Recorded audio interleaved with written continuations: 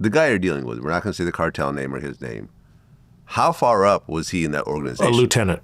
Lieutenant? Yes. So that's what, 3 levels down maybe? 2, 3. 2, 3 levels down. Okay, got it. So he's not the top guy, but he still handles a lot of business. Correct. Right. A lot of business. Okay, got it.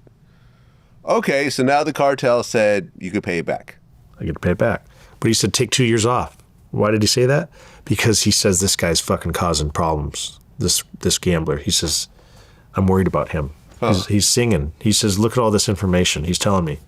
And sure enough, I'm doing Google searches, and there's these comments that no one should know except him. And now I'm starting to get a little worried because it's taking away from my time to make this money back. So he says, just go back to your gambling business. He says, run it like you ran it before you met me. And that's what I did. He's not worried about the $3.2 million at that very moment? Not at the moment. Wow. He told me. He told me that guy is going to be a problem. He told me from that day. You'll see later on how big of a problem he became. Okay. So, at one point, that guy, Cipriani, actually goes to the FBI and does a proffer agreement, which gives him total immunity, as long as he tells them about everyone else.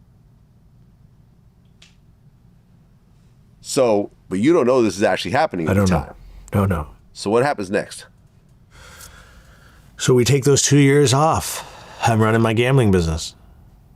But those whole 2 years, the FBI was watching me. Unbeknownst to me, right? That second year, I'm literally figuring out, what am I going to do? How am I going to get this? How am I going to pay this off, right? And I'm messaging El Jefe time to time, like, okay, how do you want me to pay it? He says, guess what, Widow? He goes, you no longer are going to move my cocaine in Australia. He says, you're going to move my product into Australia because you're not using my routes. He says, I'm not letting you burn my routes. He says, you have to figure out how to get it there.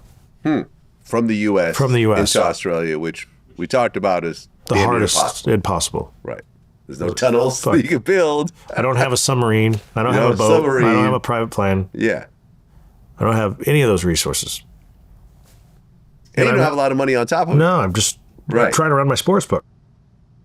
So I literally say, okay. So I have a kingpin now that I've already known from Australia that kind of got involved towards the end when we were getting this lawyer, this crooked lawyer. He says, I don't know who you were dealing with, man, but he told me, next time, if you ever deal with any kind of product coming into Australia, come talk to me. This big kingpin, very famous over there. Organized crime for many years. And I did some research, and sure enough, he was the man. And I get to a place where I say, okay, I'm going to have to reach out to this guy, because how am I going to get rid of this product if I even get it in? And how am I going to get it in? And I remember he told me, he says, you know what? Let's meet somewhere off-site, because I can't come into Australia. I'm this wanted man now. I've got this investigation going. And he can't come to the U.S. because he has felonies in his record. So he's not allowed in the U.S. So what do? We decide to meet on an island called Vatulele in Fiji. And we fly into this island. And we're literally, it's just brainstorming. I fly in there with my girlfriend and her friends, and he flies in with his wife, and we're just brainstorming, like, okay, how are we going to do it? Would you have any ideas? And I remember we were drinking wine at the time, Vlad, and we're literally, right when I drank the wine, I looked in the sun, and I said, that's it. I looked at the wine, I said, what if we brought it through wine? And he looked at me, says, what do you mean? I said, what if we turn the wine into liquid cocaine? And we put it into dark bottles so they can't see the white wine. He goes, I got a chemist. I said, do you think your chemist can bring it back from liquid? He goes, no doubt, that's easy. I said, this is what we're going to do. I said, I'm going to fly back to the U.S. I said, we have a town called Napa Valley. It's a famous wine town. Mm-hmm. And I said, I'm going to go there, and I'm going to buy white wine, and I'm going to find the darkest bottle. I said, I want the opaque black bottle. He says, okay. I said, I'm gonna ship this. He goes, okay, do what you can do. Let me know. So he has his encrypted phone. I have mine. We leave. I get back to the U.S.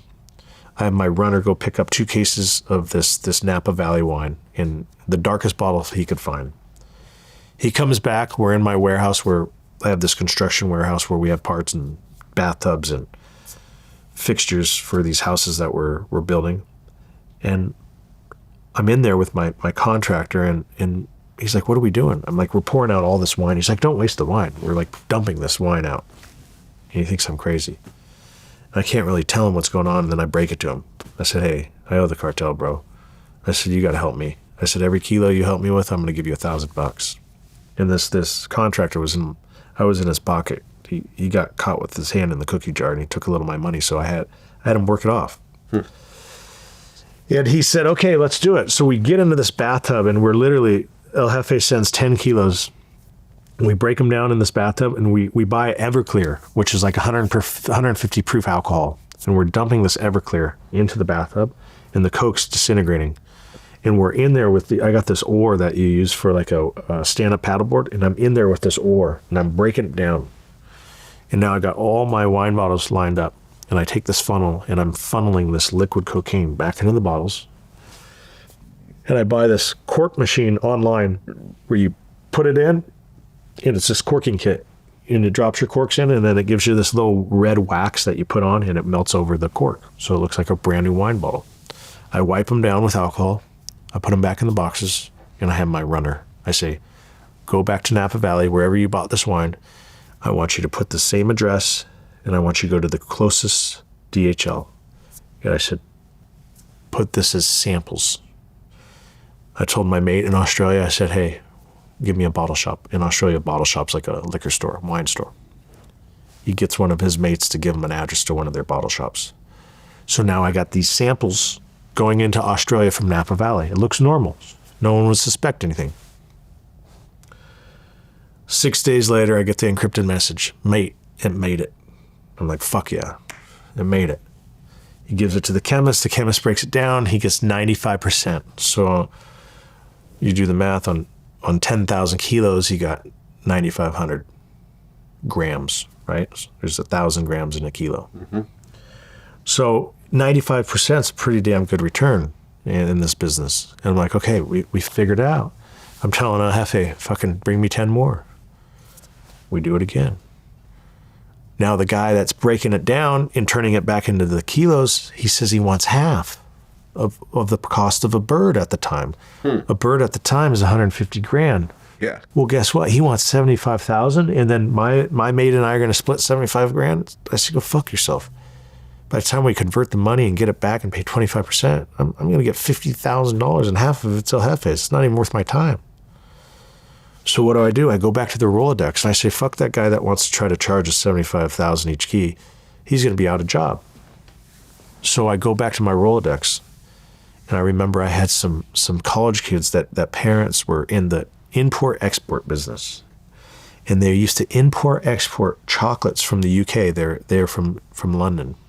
And their family would import it into the US, and they would basically distribute all European chocolate throughout the US. It was a big business for 30 years. And I was like, how am I going to get to these guys? Sure enough, one of them was going to my buddy's wedding. One of my best friends was getting married. And this fraternity kid was going, and I said, I'm just going to have to go offer him some money. So I go to this wedding, and I sit him down. I said, Nate, I know your wife's high maintenance. I see her Chanel bag, her Louis Vuitton shoes. I said, what would it be like for you to get $50,000 cash every month and you don't have to do anything? He says, what do you mean? I said, I need your expired chocolate. I said, I know you run your parents' chocolate business. I said, give me all your expired chocolate for $50,000. He says, I got pallets of expired chocolate. Come over. You got it. I'm like, there it is, $50,000. I said, Monday, I'll have $50,000 for you. We'll talk when you're sober. He was hammered. He's like, no problem. We meet at Starbucks on Monday next to his warehouse. And I bring the $50,000. Put it right there in front of him. He goes, what do we got to do? I said, just give me your expired chocolate. Actually, at 6 p.m., you know what you need to do? You need to leave, because I'm going to come in with my crew and we're going to do our thing. He goes, no, for $50,000, I want to help. I'm like, fuck, man, I don't want to get you involved. He's like, I want to help. I said, all right, 6 p.m., I show up. We bring 10 birds. We show up, and he's there to help. He's like, what is it, man? And I had to break out the first kilo, and put the 8-ball together, packaged it. I go, here. He's like, oh, thanks. So now he's happy. He sees it's Coke. He does Coke. He's like, okay, what do I got to do? I said, okay, we're going to take out all the chocolate out of every box on each pallet. So we have a pallet full of this European chocolate. We're taking each case of chocolate. We're pulling the bars out. I said, we're going to put the kilos in. We're going to put the bars back on top. We're going to package this pallet the same way. So now I'm writing down numbers, literally where each kilo is. I got 10. This is a test run. Okay, boom, 13, row 15, row 17, and I'm numbering it. Okay, wrap it up. I said, you need to, on Monday, I want you to ship this pallet coming from your chocolate company, going to Australia. This company's been around 30 years. They're not going to look into this. So what happens? We ship it. It arrives in the port. My buddy calls me. He says, mate, we got a problem. I said, what do you mean we got a problem? He goes, mate, there's no fucking cocaine on this pallet. There's just fucking chocolate. Wow. I go, okay. I go, wait a minute. I said, I pulled out my clipboard. I said, box 13, box 15, box 22, box 24. He goes, holy shit, mate, you're a genius. It was there. He just didn't know where to look. Okay. So I made it. I was like, fuck yeah, I did it. Like, I figured it out. So I found my new way that we're not going to be taxed from some guy bringing this stuff back. So literally, this is in like end of 14, and now we're paying the cartel back. Mm-hmm. And I want to say about